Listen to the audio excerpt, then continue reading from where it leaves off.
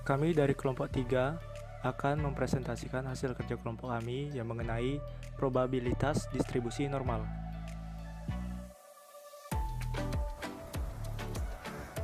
Definisi distribusi normal. Distribusi normal merupakan salah satu distribusi probabilitas yang penting dalam analisis statistika. Distribusi normal yang memiliki sifat-sifat: 1. Grafiknya berbentuk lonceng, min sama dengan 0 atau mu sama dengan 0. 3. Standard deviation sama dengan 1s. 4. Luas total di bawah kurva densitasnya sama dengan 1.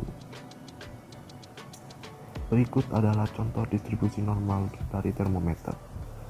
Jika termometer memiliki pembacaan rata-rata min atau 0 derajat dan standar deviasi 1 derajat untuk air beku, dan jika satu termometer dipilih secara acak, temukan probabilitas yang terbaca pada titik beku air di atas min 1,23 derajat. Jadi P Z lebih besar dari min 1,23 sama dengan 0,8907. Probabilitas pemilihan termometer secara acak dengan pembacaan di atas min 1,23 derajat adalah 0,8907.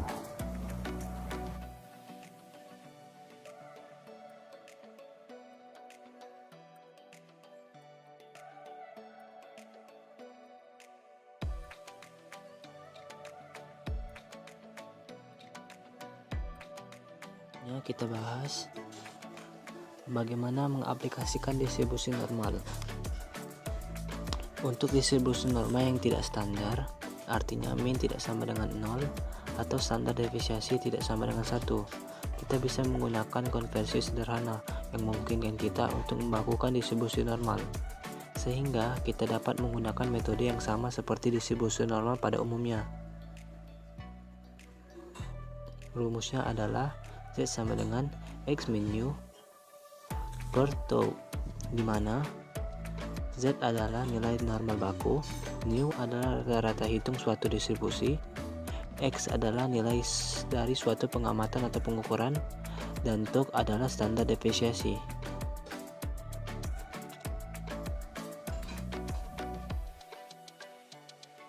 Contoh rata-rata bobot penumpang. Muatan aman untuk taksi adalah 3.500 pounds, dengan informasi bahwa min berat penumpang diasumsikan 140 pounds. Asumsikan juga bahwa min bobot orang-orang biasanya didistribusikan dengan 172 pounds dan standar deviasi 29 pounds. Jika satu orang dipilih secara acak, berapakah probabilitas bobotnya kurang dari 174 pounds? Nah, untuk menjawab pertanyaan tersebut, kita gambar kurva dengan nilai min 172 dan X 174 berada di kanan min. Selanjutnya kita cari nilai Z dengan rumus Z sama dengan X min U per tau. Maka 174 dikurang 172 dibagi 29 diperoleh hasil 0,07. Kemudian kita lihat dari tabel A2,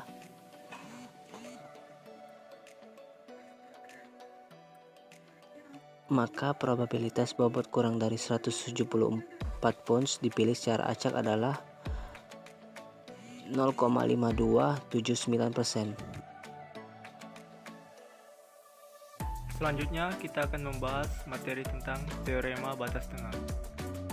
Teorema batas tengah adalah sebuah teorema yang menyatakan bahwa kurva distribusi sampling atau yang digunakan untuk sampel 30 atau lebih akan berpusat pada nilai parameter populasi dan akan memiliki sifat-sifat distribusi normal. Adapun ketentuannya yaitu 1. Distribusi sampel X akan meningkat seiring dengan meningkatnya ukuran sampel mendekati distribusi normal. 2. Mean sampel berarti adalah mean populasi mu. 3. Standar deviasi semua mean sampel adalah to per akar n. Contoh keselamatan penumpang taksi. Temukan probabilitas bahwa 20 pria yang dipilih secara acak akan memiliki berat rata-rata yang lebih besar dari 175, sehingga berat total mereka melebihi kapasitas aman 3.500 pon. Asumsikan populasi bobot pria terdistribusi normal dengan rata-rata 172 pon dan standar deviasi 29 pon.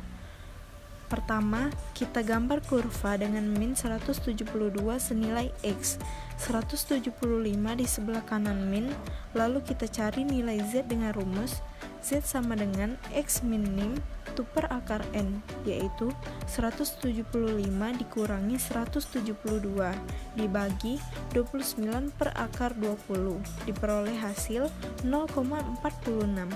Selanjutnya, kita lihat pada tabel 2A negatif, diperoleh angka 0,3228. Maka, probabilitas 20 orang memiliki berat rata-rata yang lebih besar dari 175 dipilih secara acak adalah 32,28%. Yang terakhir yaitu pendekatan distribusi data normal untuk data binomial. Distribusi binomial merupakan suatu distribusi yang distribusinya merupakan hasil suatu eksperimen yang terdiri dari peristiwa sukses dan gagal. Jika kondisi NP lebih besar sama dengan 5 dan NQ lebih besar sama dengan 5 sama-sama terpenuhi, maka probabilitas dan distribusi probabilitas binomial dapat diperkirakan dengan baik. Dengan menggunakan distribusi normal dengan rata-rata mu sama dengan NP dan standar deviasi. O sama dengan akar N kali P kali D, di mana P adalah probabilitas sukses sedangkan D adalah probabilitas gagal.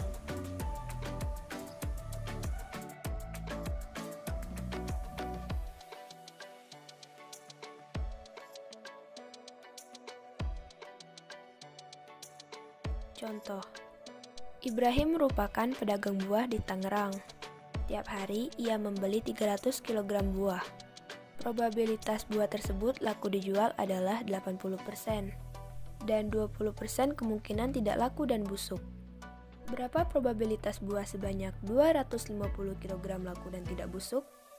Diketahui N sama dengan 300, P sama dengan 0,8, Q sama dengan 0,2, mu sama dengan, seperti rumus sebelumnya, N dikali P yaitu 300 dikali 0,8 dan hasilnya 240, dan toh sama dengan akar N dikali P dikali Q nya 6,93. X sama dengan 250 dikurangi faktor koreksi sebesar 0,5 sehingga X sama dengan 249,5. Z sama dengan 249,5 dikurangi 240 dibagi 6,93, maka diperoleh hasil 1,37.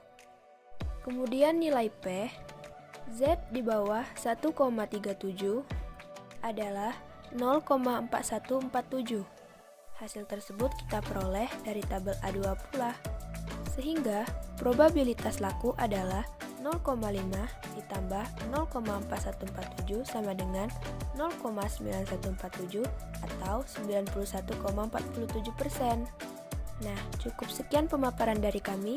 Semoga mudah dimengerti dan bermanfaat ya. Terima kasih.